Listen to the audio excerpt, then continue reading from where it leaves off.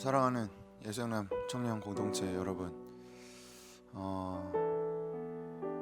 늘 이렇게 말하는 게 뭔가 웃기죠. 뭐가 사랑인가? 근데 사랑이라는 것 자체가 보이지 않아서 그래서 더 이렇게 쉽게 내뱉을 수 있지만, 또 그만큼 표현할 수 없는 마음을, 구체적이지 않는 마음을 표현하기에 참 좋은 단어가 아닌가라는 생각이 듭니다. 실제로 보지 못하고 같이 직접적인 내 눈앞에 있지 않아서 더 우리가 힘들지만, 생각해보면 신앙이라는 것이 그렇지 않습니까? 눈에 보이지 않는 하나님을 믿고 눈에 보이지 않는 가치를 삶에서 나타내기 위해 힘쓰는 것이 바로 우리 그리스도인들입니다. 사랑, 믿음, 소망, 오래 참음, 다 보이지 않죠. 그런데 그것이 우리의 삶을 이끄는 것이다. 그것을 붙잡는 것이 우리이지 않습니까? 그러니 이렇게 보이지 못하는 이 시간 속에서 그러니 우리는 더 보이지 않는 것에 붙들리고 또 그것을 붙잡고 나가는 우리 청년 공동체 되기를 소망합니다. 오늘은 우리 시편 16편 5절에서 11절 말씀을 있는 자리에서 같이 고백하셔도 좋고, 아니면 마음속에서 되뇌이셔도 좋고, 하지만 우리 영혼에 한 글자 한 글자 새기며 이 시편 16편 말씀 같이 고백한 후에 기도합시다. 메시지 성경 번역으로 읽겠습니다. 시편 16편 5절에서부터 11절 말씀입니다. 하나님, 나는 처음부터 주님만을 택했습니다. 그런데 이제 보니 주께서 나를 택하신 것이었습니다. 주께서 내게 집과 마당을 주셨고 나를 주님의 상속자로 삼아 주셨습니다. 깨어 있을 때 하나님께서 주신 지혜로운 조언, 잠잘 때도 내 마음을 굳게 붙듭니다. 나 밤낮 하나님을 붙들겠습니다. 귀한 것 주시는 주님을 절대 떠나지 않겠습니다. 내 마음은 행복하고 나의 삶은 안팎으로 확고합니다. 주께서 나를 죽음의 세계에서 건지셨으니 이제 나 그리로 갈 일이 없습니다. 주님은 나의 발을 생명길에 두셨고 그 길은 온통 주님 얼굴빛으로 환히 빛납니다. 주께서 내 손을 잡으신 그날 이후로 나 바른 길에 서 있습니다. 아멘. 우리 이러한 자들입니다. 우리가 주님을 선택한 것이 아니라 주님이 우리를 선택하셨기 때문에 주님께서 우리의 손을 잡은 그날 이후로 우리는 바른 길에 서 있습니다. 우리가 가는 길이 옳습니다. 흔들리고 실패하고 절망할지라도 그렇다고 해서 우리가 걷는 길이 틀린 것은 아님을, 그것을 기억하며 한 주간 우리의 삶을 돌이켜보며, 또한 내 삶에 있는 여러 가지 고민들과 또 시대적인 아픔을 끌어안고 함께 이 시간 각자의 자리에서 기도하며 나아갑시다. 기도하겠습니다. 주님, 그렇습니다. 늘 우리가 선택한 것 같고 우리가 결정한 것 같지만, 막상 돌이켜보면 내가 선택한 것으로 이루어진 것이 아니라 주님께서 우리를 택하셨기에 이루어졌음을 보게 되는 것이 참 많습니다. 그래서 주님의 은혜를 고백하게 됩니다. 그러나 매번 이렇게 은혜를 고백하고 그 길에 붙들려 따라감에도 불구하고 우리 여전히 나의 실패가 주님의 실패인 것 같고 나의 절망이 이 세상의 절망인 것만을 우리는 좌절하고 낙심합니다.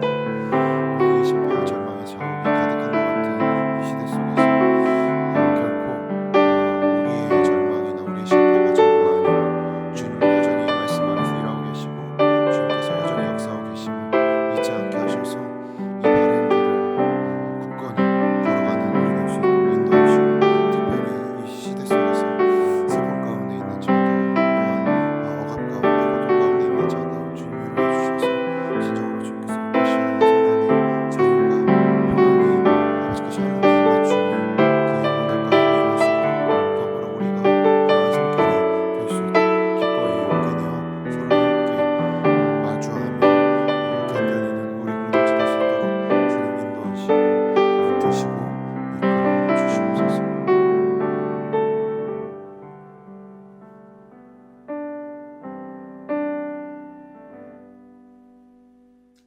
기도드리겠습니다. 한치의 오차도 없는 궤도로 지구에서 생명체가 살아갈 수 있게 하시고 적절한 날씨와 적절한 문명의 발달로 이 땅에 80억 명의 사람이 살아가게 하신 주님 감사합니다. 인간이 100%다 이해하지 못하는 거시적 세계와 미시적 세계 속에서 주님이 창조하신 놀라운 세계를 관측하고 배워가고 우리의 삶은 점점 윤택해져 갑니다. 당신의 손으로 인간을 지으시고 생각하고 살아가게 하셨습니다. 우리는 선택할 수 있고 사랑할 수 있고 감정도 느낄 수 있습니다. 많은 선택 속 우리의 찬양이 주를 향할 수 있는 이 예배의 순간이 기쁨입니다. 주님이 주신 것들과 보게 하시는 것들로 기쁨을 누리며 감사하며 살아갑니다. 하나님, 그러나 무지한 우리는 겉으로 보이는 현상으로 세상의 모든 것을 판단합니다. 우리의 뇌를 분석해보면 겉으로 드러나는 가치가 가장 중요하면서 겉은 중요하지 않고 속이 중요하다고 매번 거짓말을 하며 살아감이 밝혀집니다. 비합리적으로 목적한 대상에 가치를 부여하고 이유를 부여하면서 합리적이다 생각한 지난 날을 회개합니다. 우리의 어떤 생각도 주님보다 클 수 없는데 나의 뉴런은 기억을 왜곡하고 내가 아는 것이 내가 아는 주님이 전부라 생각합니다. 주님, 성령으로 뜻한 바를 이루어 주세요. 우리가 예배하는 장소가 없어졌습니다. 지금 마주한 현실이 진정 우리가 교회라 여긴 것이 무엇인지 알게 합니다. 하나님 세우신 공동체를 사랑으로 마주하지 못했던 나를 바라보게 됩니다. 건물로서의 성전이 있으나 없으나 눈에 보이지 않아도 멀리 떨어져 있어도 서로를 위해 중보하고 예배하고 주의 뜻대로 살아갈 수 있는 공동체를 주셔서 감사합니다. 우리가 매일의 삶 속에서 코로나로부터 회복됨보다 앞서 주의 이름을 회복하게 하여 주세요. 내가 마주한 상황보다 크신 주님의 말씀을 듣게 하여 주세요. 주의 형상으로 지으신 형제 자매를 사랑으로 대하게 하여 주세요. 세상 어떤 것보다 크신 주의 이름만을 찬양하기 원합니다. 예수 그리스도의 이름으로 기도드렸습니다. 아멘.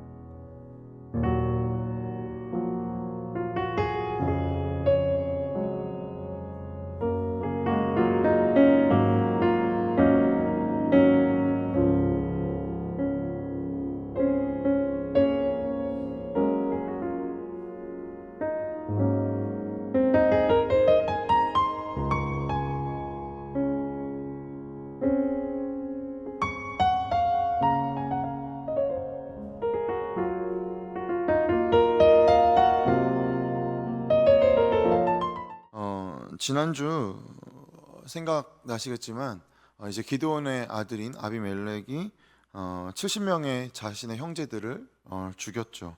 그리고 나서 왕이 됐습니다. 근데 그때 우리가 나눴듯이 살아남은 한 명의 막내가 있었죠. 요담.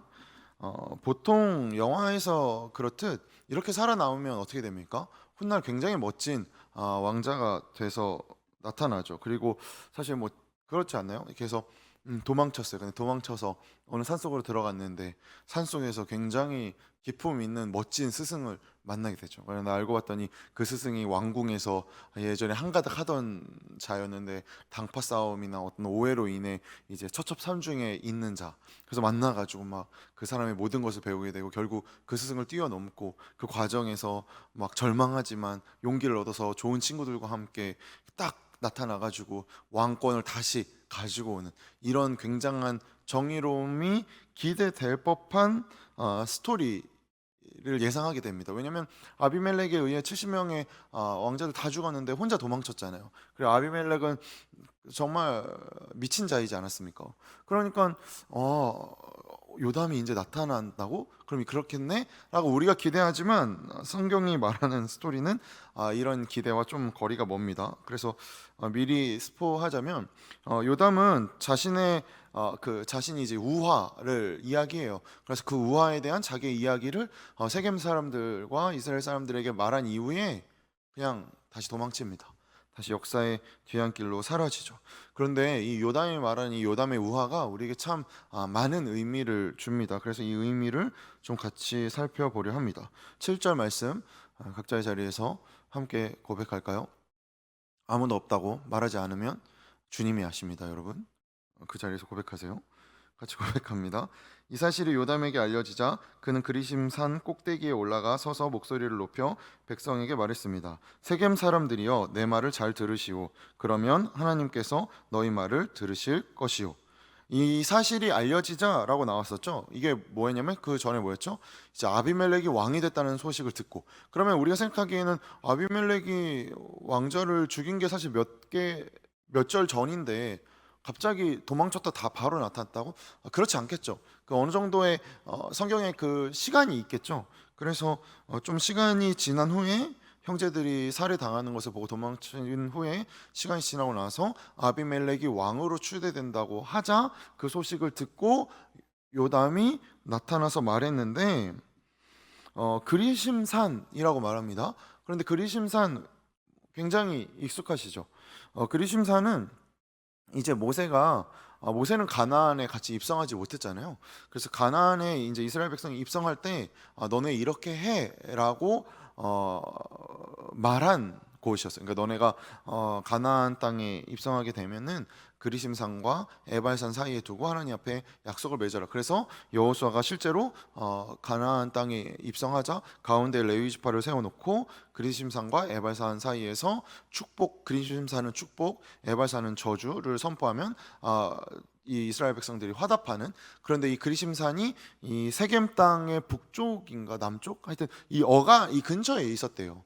그러니까 그 거기에 이제 그리심산에 요담이 나타난 것 자체가 굉장히, 그러니까 뭐 그런 거죠. 대선 출마할 때 뭐 종로에서 한다던가 아니면 뭐 되게 뭐 현충원에서 한다던가 뭐 광주에서 한다던가, 이게 굉장히 그 도시의 의미들이 있잖아요. 그러니까 요담도 사실 그런 거죠. 그 그리심산에 있는 그것을 이스라엘 백성에게 기억하게 하기로, 여기 우리 기억하니 선조들이 처음 가나안 땅 밟을 때 하나님 앞에 약속한 곳이야 라는 게 암묵적으로 깔려 있는 것이겠죠. 그래서 이제 요담이 한 이야기를, 우화를 들려줍니다. 8절에서부터 15절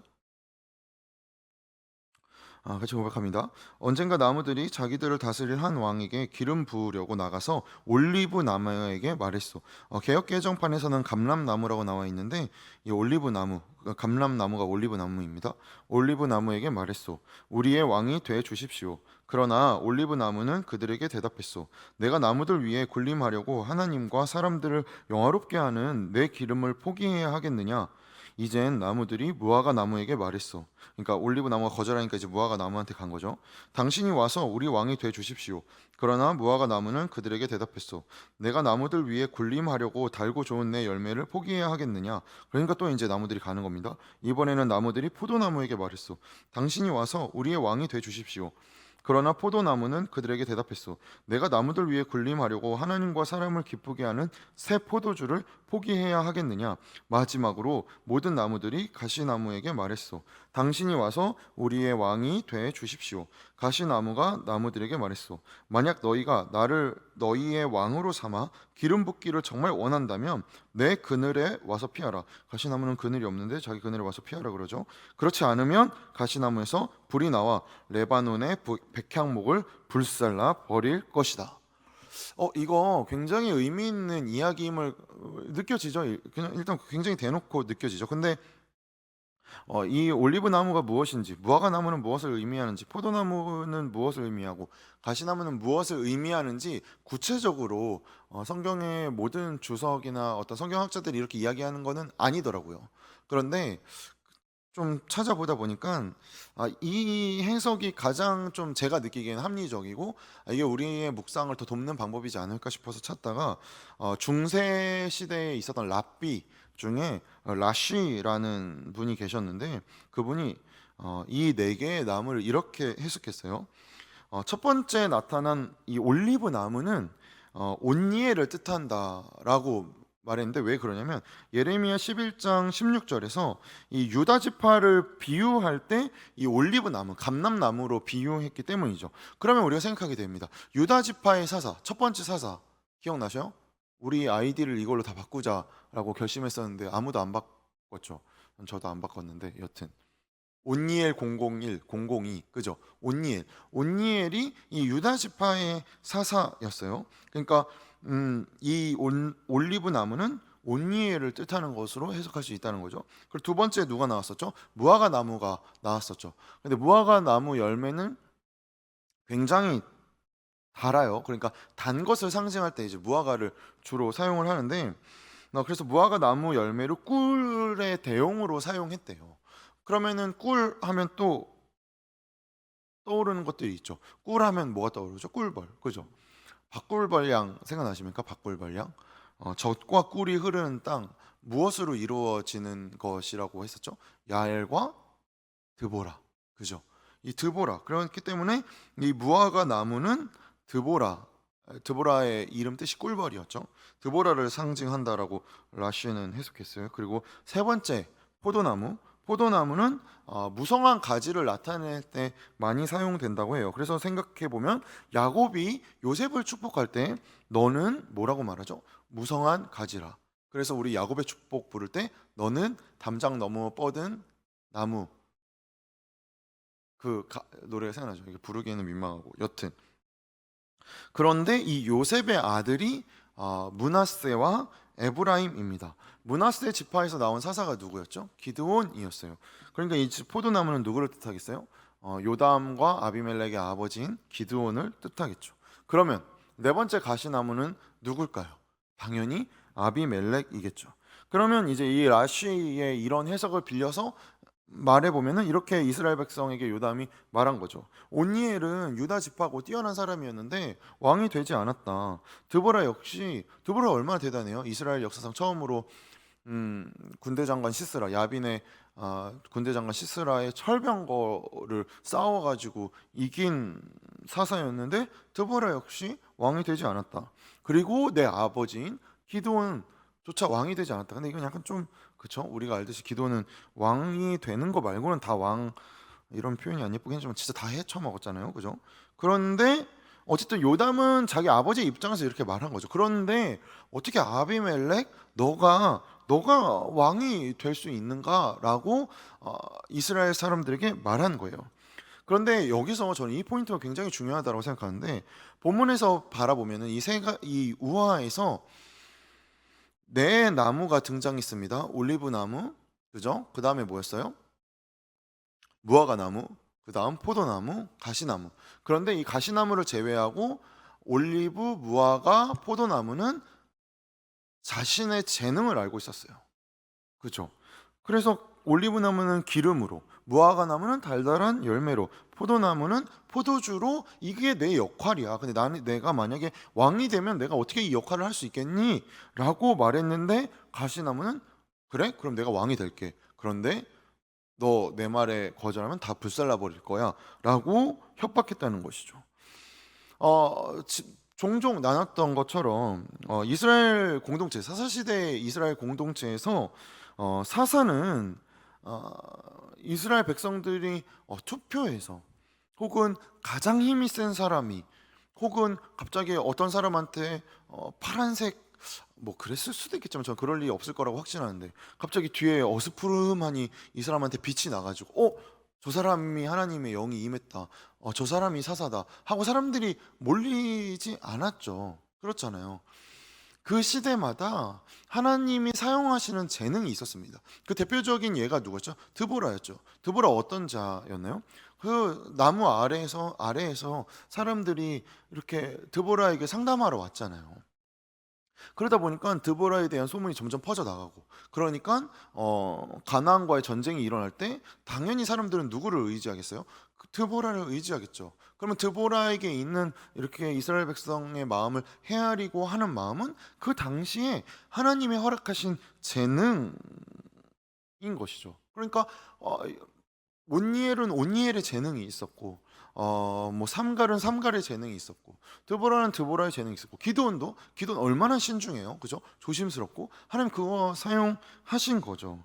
그러니까 각기 자신이 가진 재능을 하나님이 사용하셔서 이스라엘 공동체를 다스리던 방식이 사사시대의 방식이었습니다. 그런데 생각해 보면 이제 사사기를 처음 읽은 독자의 입장에서 우리가 생각해 보면 이스라엘 역사에서 초대 왕이 누구죠? 박미지, 이스라엘의 첫 번째 왕이 된 사람이 누구죠? 알아요. 너 알아요. 민지가 너무 애가 겸손해가지고 모르는 척하고 있는데 누구예요? 사울이잖아요. 그죠? 사울이 첫 번째 왕이 되잖아요.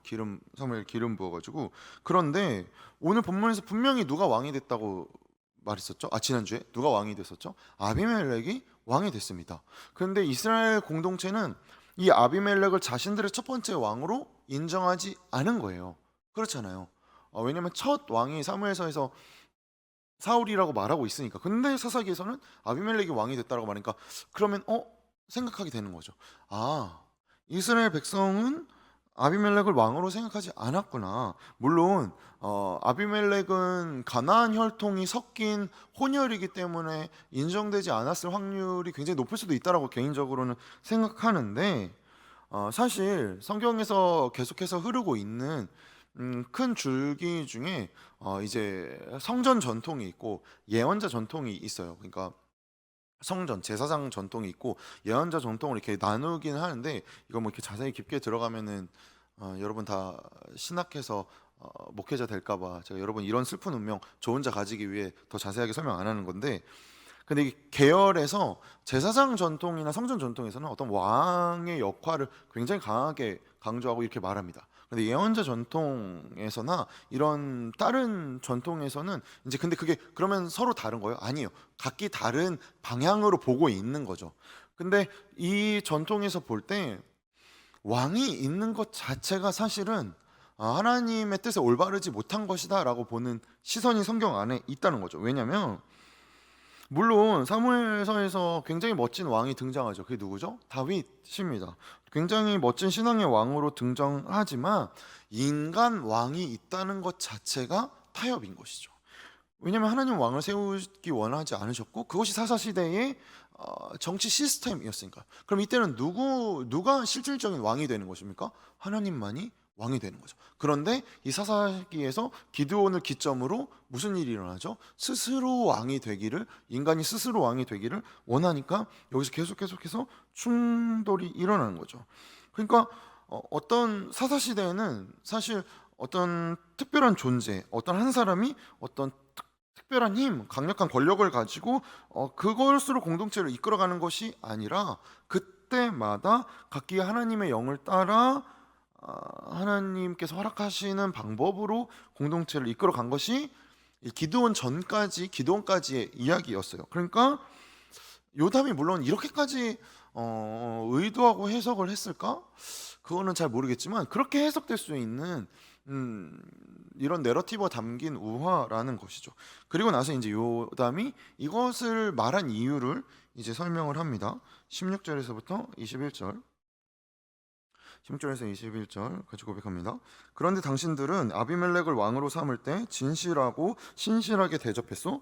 또 여룻바알이 누구였죠? 기드온이었죠. 여룻바알과 그 집안을 공정하게 대접했소. 그가 받아 마땅한 대우로 그를 대접했소.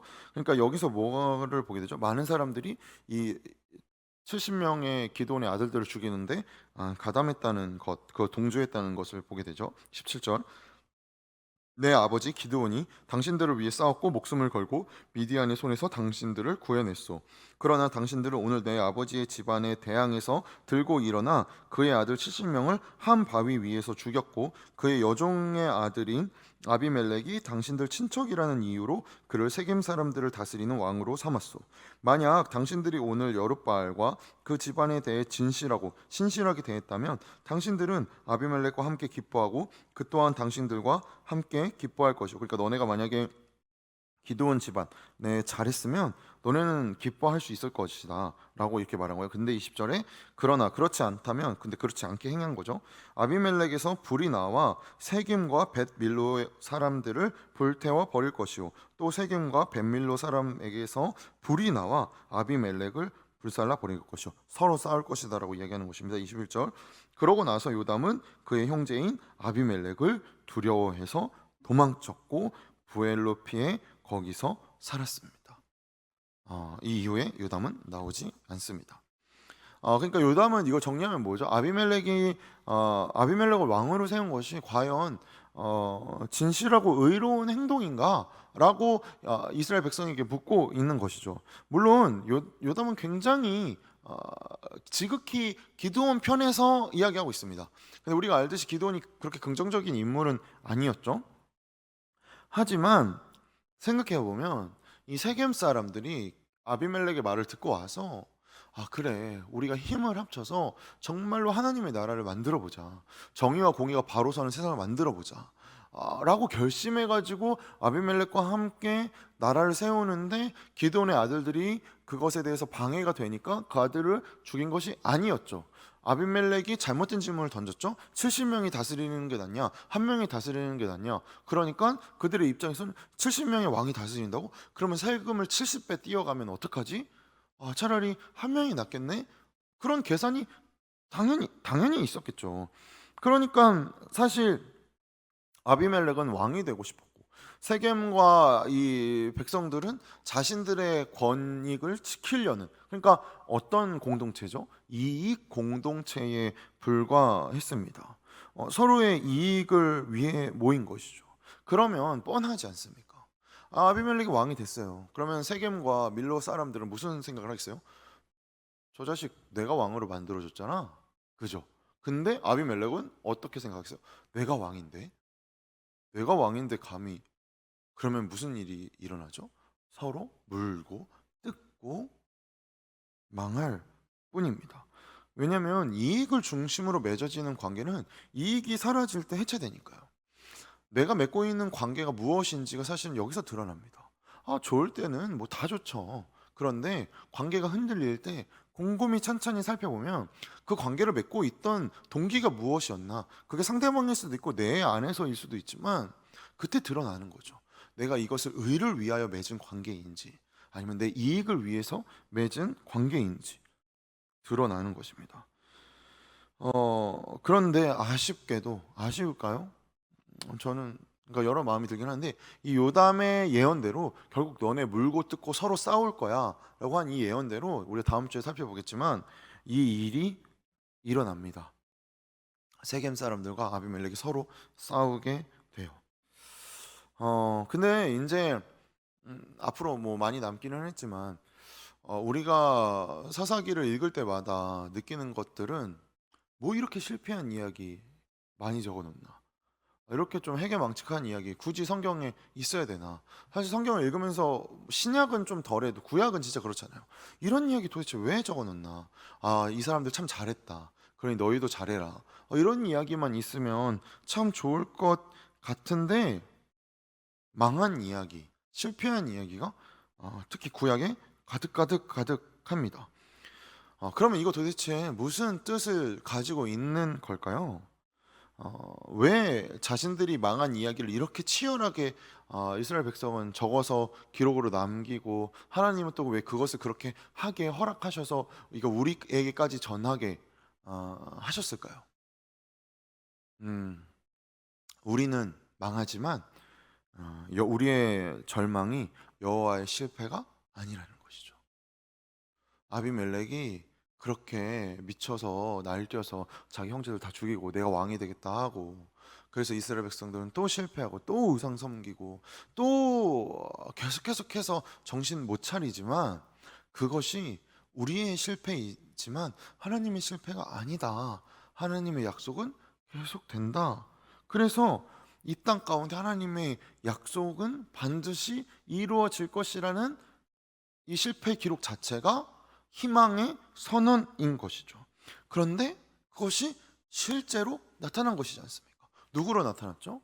예수 그리스도로 말씀이 육신이 되어 나타났습니다. 그래서 예수님을 통해 하나님의 말씀의 의미가 무엇인지 나타납니다. 고아와 과부에게, 사마리아 여인에게 아무도 관심 쓰지 않았다.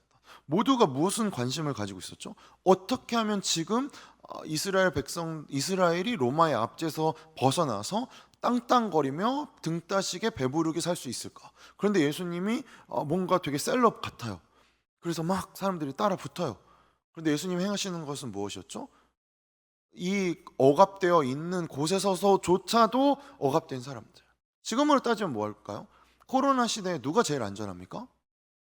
밖에 나가도 먹을 걱정 안 하는 사람들이 안전하죠. 그런데 일용직 노동자들은 하루 벌어서 하루 먹고 사는데 코로나라서 하루를 안 나가면 어떻게 됩니까? 굶어 죽죠. 그죠? 그러니까 똑같은 거죠.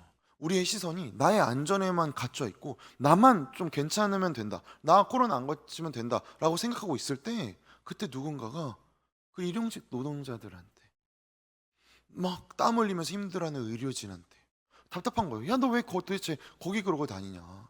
그런데 그것을 통해 제자들이 따르게 되고 제자들도 사실은 예수님과 함께 있는 동안 예수님이 무슨 일을 행하시는지 알지 못했죠. 그런데 그가 죽임을 당하고 부활하신 후에 말씀해 주시고 제자들 가운데 퍼즐이 맞춰지기 시작하면서 하나님의 말씀이 이런 것이구나.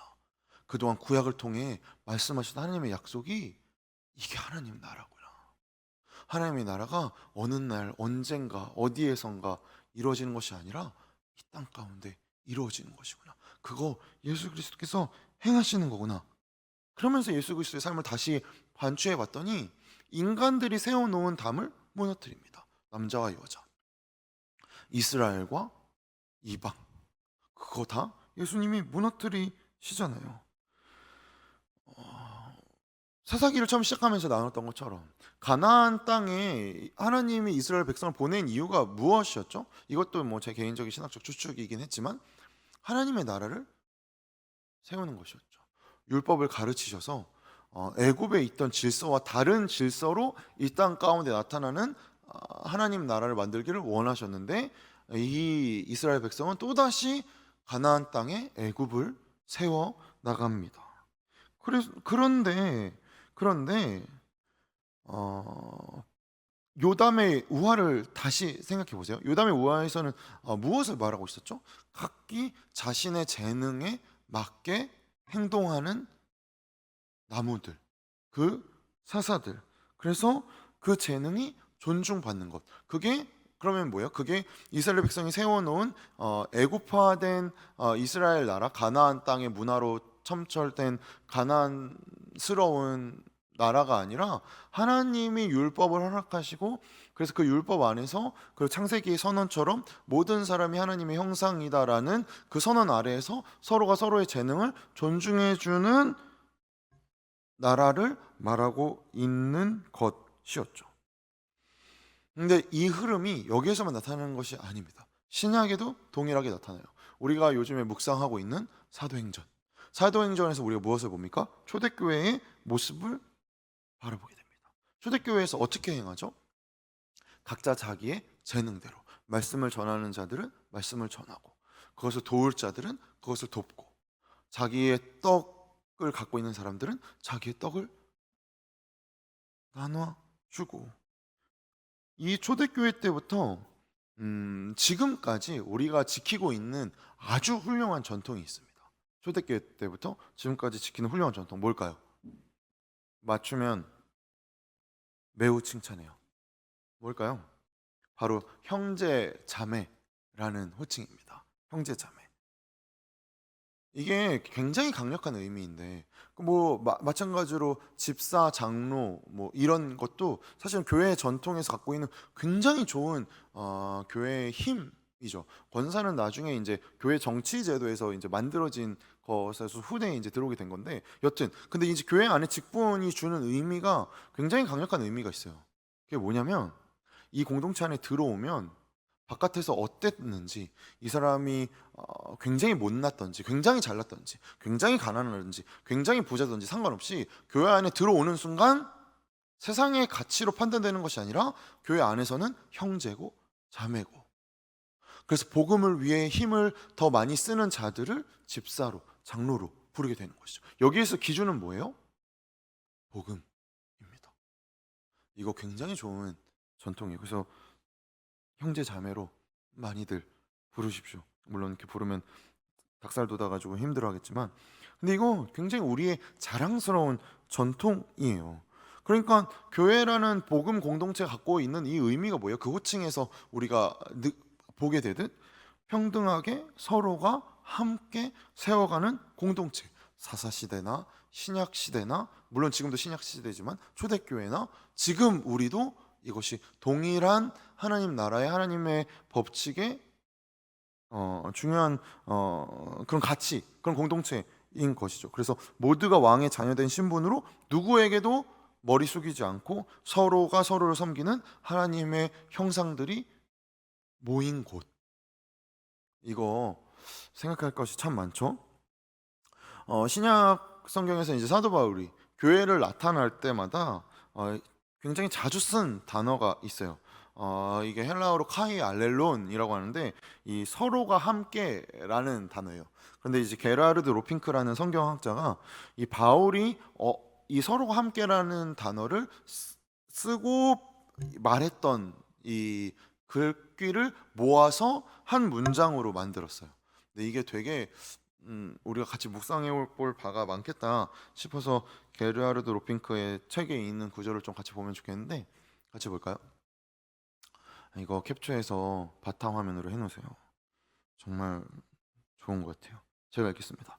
서로 앞장서서 남을 존경하고, 서로 합심하고, 서로 받아들이고, 서로 충고하고, 서로 기다리고, 서로를 위하여 같이 걱정하고, 서로 화목하고, 서로 선을 행하고, 서로 사랑으로 섬기고, 서로 남의 짐을 져주고, 서로 위로하고, 서로 사랑으로 참아주고, 서로 죄를 고백하고, 서로 용서하며, 서로를 위해 기도하고, 서로 친교를 나누며, 서로를 건설하는 사람들의 이름이 뭐라고요? 교회입니다. 근데 여기까지 다 익숙한 단어가 있는데 갑자기 생소한 단어가 띵 튀어나왔죠? 그게 뭐였어요? 건설하는 이라는 단어였어요. 근데 이 건설하는 인으로 쓰인 이 오이코 도메인이라는 이 단어가 데살로니가 전서 5장에서 이렇게 쓰였습니다. 데살로니가 전서 5장 11절.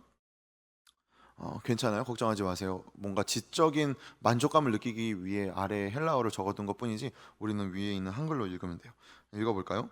그러므로 여러분은 지금 하고 있는 그대로 서로 권면하고 서로 세워주십시오. 바꾸지 말고 이대로 잠깐 놔두세요. 근데 제가 지금 노란색으로 해놓은 단어가 있죠. 오이코 도메이테.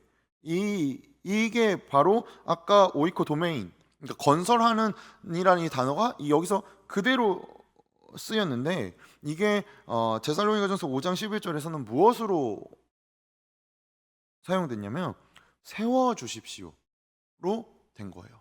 그런데 개역개정에서는 덕을 세우다로 쓰였어요. 그러니까 이 두 가지 뜻을 다 갖고 있어요. 그러니까 건설하다와 덕을 세우다라는 두 의미를 가지고 있는 것이죠. 네, 넘어갈까요? 그러니까 덕을 세우는 것은 무엇을 의미하는 거죠? 건설하는 것입니다. 무엇을 건설하는 걸까요? 그러면 이거를 가장 대표적으로 나타내 주는 게 우리가 지지난주였나? 이게 나눴던 바로 여리고성 전투였습니다. 그리고 나서 성을 세우지 말라라고 여호수아가 말하잖아요. 이 여리고성 전투를 좀 떠올려 보면, 여리고성 전투 마지막에 전투하고 나서 여리고 성벽이 무너지고 나서 다시 떠올리면 여호수아가 뭐라고 말했죠? 이 성에 누구든지 성벽을 다시 건설하려는 사람은 맏아들을 잃을 것이고, 그리고 성문을 다시 건축하려고 하는 사람은 막내 아들을 잃을 것이다 라고 여호수아가 말하죠. 그러니까 맏아들과 막내 아들을 잃을 정도로 성벽을 건설하고 성문을 건설하는 게 그럼 과연 나쁜 건가? 라는 생각이 드는데, 왜냐면 하나님이 여리고 성을 우리에게 주셨잖아요. 그럼 우리가 이 성을 지키는 게 맞잖아요. 그러면 어떻게 해야 돼요? 성벽을 이전보다 더 강하게 만들고 성문을 더 화려하게 해서 이건 하나님이 우리에게 주신 거예요 라고 이렇게 땅 하고 멋지게 만들면 너무 좋잖아요. 그런데 여기서 하나씩 생각해 봅시다. 성벽을 건축하려면 무엇이 필요하죠? 노동력이 필요합니다. 혼자서 성벽 건축 못해요. 거대 운하나 피라미드 같은 건축물은 생각해보면 뭐였죠? 뭐 만리장성이나 그 시대를 다스리던 왕의 힘이 얼마나 강했는가를 나타내는 것이죠. 그러니까 그만한 노동력을 부릴 수 있는 것을 의미하잖아요. 그러니까 결국 이 건축, 건설과 이 힘의 논리는 누구에게 집중하게 하죠? 왕에게 집중하게 합니다. 여호수아가 멋진 성벽을 쌓고 성문을 화려하게 만들면 사람들이 하나님을 찬양할까요? 절대요. 여호수아를 찬양합니다. 그 순간 하나님은 없어지죠. 근데 이스라엘이 그들의 시편에서 계속해서 하는 고백이 무엇이죠? 여호와만이 나의 산성이시다 라는 고백입니다. 이게 뭐예요?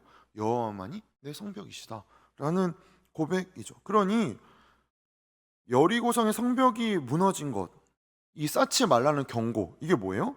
우리는 인간의 성벽에 의지해서 사는 사람들이 아니다. 여호와 하나님의 성벽을 의지해서 살아갈 것이다 라는 선언이었습니다. 그러면 우리가 건설하는 방법은 어떻게 해야 되는 거예요? 벽돌을 가지고 오고 시멘트를 붓고 더 큰 것을 짓는 것이 결코 아니죠. 무엇입니까? 덕을 세우는 것입니다. 덕을 세우는 것이죠. 서로를 마주보고 서로의 재능이 무엇인지를 발견하는 것입니다. 그것이 덕을 세우는 것이죠. 그런데 누군가 가진 재능을 발견하는 것은 단번에 나타나지 않습니다. 많은 기다림이 필요하죠. 그가 무엇에 능한지, 어떤 것을 잘하는지를 발견하기 위해서는 서로 기다려주고 마주봐야 합니다. 그래서 시를 쓰면 행복한 사람한테 시를 쓸 수 있는 시간과 여건을 주어야 하는 것처럼 살피는 것은 이 서로를 건설하는 데 있어서 굉장히 중요한 부분이죠. 그래서 서로 살핌으로 덕을 세워가는 것이 그것이 뭐라고요? 그게 교회라고요. 그게 교회라고요. 그게 교회입니다. 이 건물이 교회가 아니죠. 공동체가 교회입니다. 세상에서는 굉장히 투박한 사람으로 보여서 어떻게 저딴 인간이 다 있나 싶은 사람이 교회에 들어왔더니 교회 공동체에서 용납받고 그의 재능이 발견되는 것. 그게 교회의 힘이죠. 세상에서 외면받고 이 세상의 시스템에서는 쓸데없다, 이 사람 참 필요 없다라고 말하지만 교회 공동체 안에서는 그로 인해 빛이 나게 되는 것. 이거는 그리스도인들이 모인 공동체에서는 당연하게 나타내야 되는 하나님의 질서이고 하나님의 우리를 통해 이루어 가시는 하나님의 명령인 것입니다. 그래서 그가 하나님의 형상임을 알리고 그가 가진 재능을 발견해서 그를 칭찬함으로 덕을 세워가는 것. 이것이 그리스도인의 건축법인 것입니다. 이게 결국 마태복음 5장에서 산상수훈으로 예수님이 말씀하신 것이 바로 이것이지 않습니까? 그러면 우리가 기다리고 바라보고 마주하고 견뎌내는 이유가 무엇인 거예요? 보이는 것이 아니라 보이지 않는 여호와 하나님이 우리의 산성이시기 때문입니다. 그래서 우리는 누군가가 독점해서 이끌어가는 것이 아니라 하나님께서 이끌어가는 공동체라는 것이죠.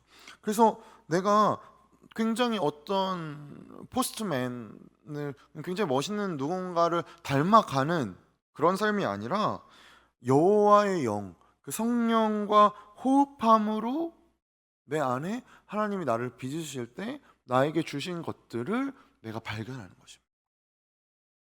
버릴 것이 없어요. 우리의 삶에. 그러니 나의 인생의 여정을 후회나 절망으로 바라볼 수 없죠. 이스라엘이 고백하듯 내 후회와 내 절망이 그것이 하나님이 후회로 나를 갚으시지 않으시고 절망으로 갚으시지 않으시니까요. 그래서 내 안에 있는 이 성령께서 우리를 도우셔서 우리를 살필 때 우리는 나 자신을 발견하게 됩니다. 하나님이 나에게 주신 달란트가 무엇인지 말입니다. 그러면 그렇게 발견하게 될 때 우리가 그 발견하게 된 증거를 우리가 가지게 되는 태도는 무엇이죠? 서로 마주보며 기다리는 것입니다. 서로 마주보며 기다리는 것. 그래서 서로의 재능을 살피며 그 재능을 꽃피울 수 있게 하는 것. 오늘 본문에 나온 가시나무처럼 나무들 위에서 우쭐거리지 않는 것입니다. 우리의 왕은 여호와 한 분뿐이시기 때문이죠. 이 사실이 얼마나 큰 은혜입니까? 내가 한 걸로 나를 지키는 것이 아니라 하나님이 나를 지키신다는 것. 내가 한 어떤 것으로 길을 걸어가는 것이 아니라 하나님이 내 손을 잡으시고 나는 그 길을 걸어가면 된다는 것. 그러니 은혜죠. 은혜죠. 우리가 어떻게 무엇을 주장할 수 있겠습니까?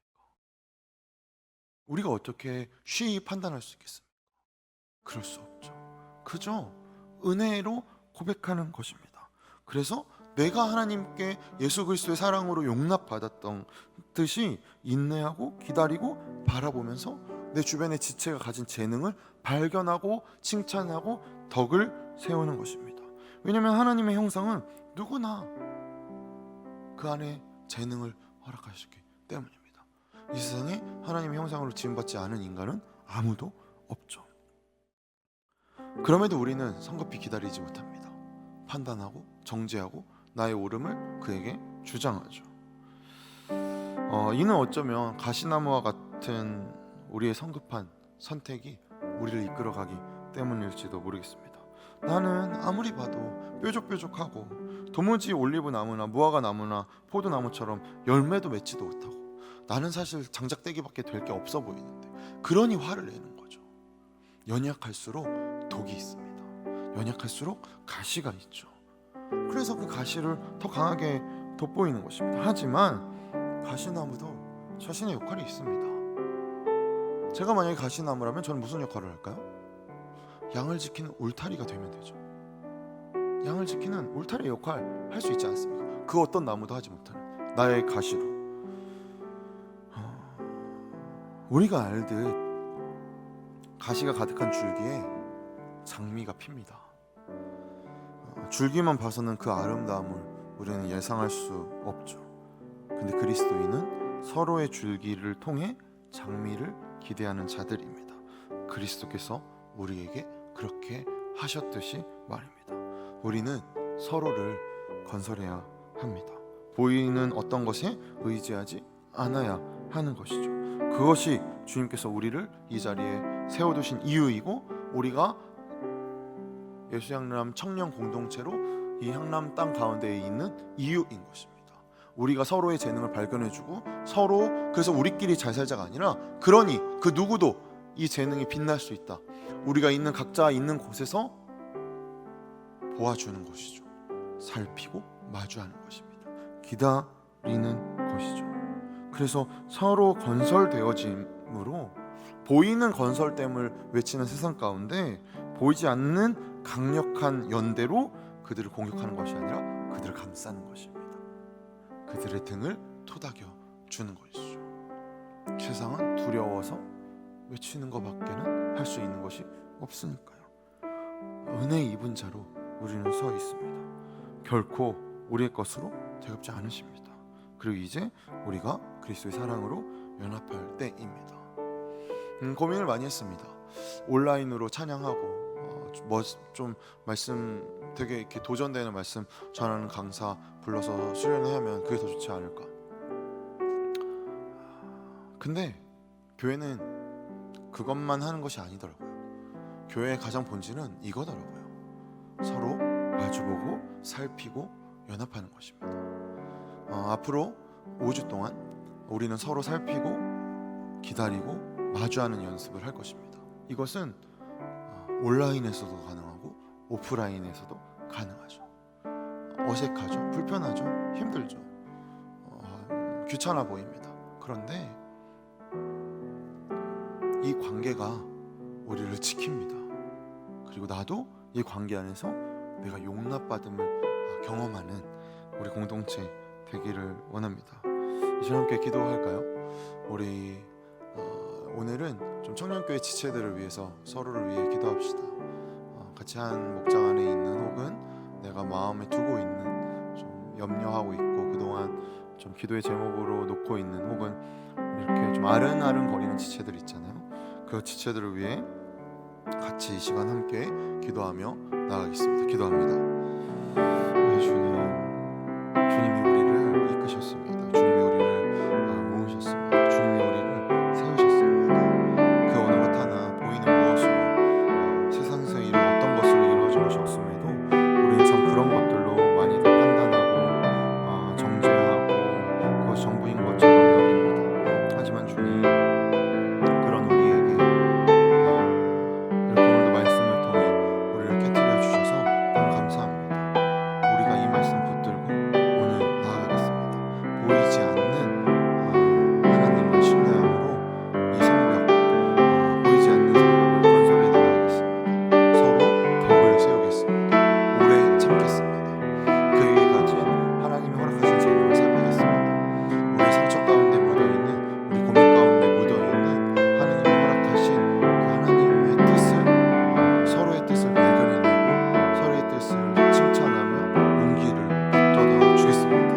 그렇게 우리가 세워지는 이 하나님의 능력으로, 하나님의 생성되심을 통해 우리 세상을 위로하겠습니다.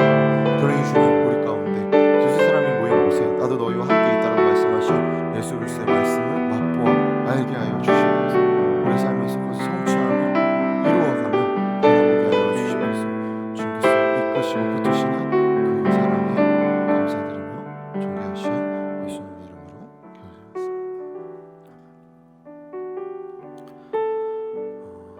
이 예배를 마친 후에 꼭 말씀에서 마음으로 기록하십시오. 그리고 수련회에 적극적으로 참석하십시오. 그래서 서로의 고민을 나누며 그 고민에 담긴 하나님이 허락하신 재능을 서로 발견해 줍시다. 너가 사실 이렇게 고민하고 있지만 네 안에 하나님이 이 해답을 허락하셨다. 너만 그 고민 갖고 있는 거 아니다. 나도 그렇다. 그래서 용기 얻고 그 고민에 삼키어지는 것이 아니라 그 고민에 정직하게 맞서며 대답해 나가는 우리 되기를 소망합니다. 꼭 말씀에서 마음으로를 적어주세요. 우리 복음기도 같이 고백한 후에 주기도문으로 예배를 마치도록 하겠습니다. 함께 고백합니다. 하나님의 사랑은 오직 하나님 자신으로부터 흘러넘치므로 우리의 어떤 행위도 그 사랑의 크기를 좌우하지 못함을 알게 하옵소서. 저에게 필요한 모든 것은 결과가 아니라 과정을 중히 보시는 하나님의 은혜뿐임을 잊지 않게 하옵소서. 주님께서 저에게 어떻게 행하셨는지를 생각하여 다른 이들을 대하는 은혜를 부어주옵소서. 주님의 십자가에서 영원한 긍휼과 자비를, 주님의 부활에서 영원한 능력과 권세를 확신함으로 오늘을 살게 하여 주옵소서. 주기도문으로 우리의 예배를 마칩니다. 너희는 이렇게 기도하라.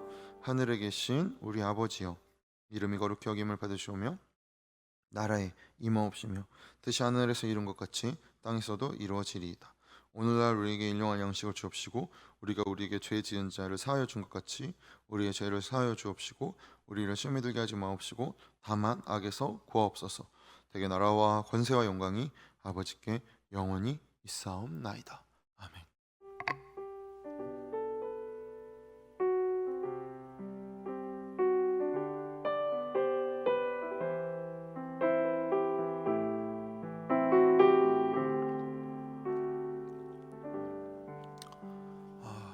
한 주간 서로가 함께 되는 공동체를 잘 누리시고 최선을 다해 이 5주 동안 영혼의 위로와 힘을 얻는 시간들, 물론 여러 시련과 고난과 고민이 많을 겁니다. 관계에 트러블이 있을 수도 있고 삶에 갑작스러운 시련이 닥쳐올 수도 있죠. 그러나 물러서지 마십시오.